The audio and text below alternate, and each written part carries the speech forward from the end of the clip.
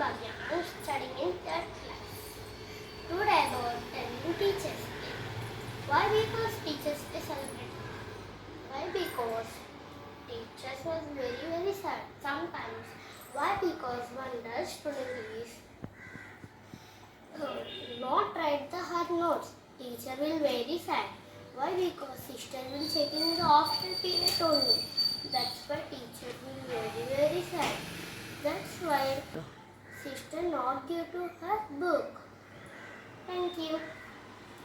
దాని అర్థం ఏంటంటే టీచర్స్ ఎప్పుడూ బాధగానే ఉంటారు. ఎందుకంటే కొంతమంది అస్సలు నోట్స్ రాయరు, అసలు ఏమీ చేయరు, చాలా డల్గా ఉంటారు. అసలు ఎగ్జామ్స్లో కూడా క్వశ్చన్ ఆన్సర్స్ కూడా రాయరు.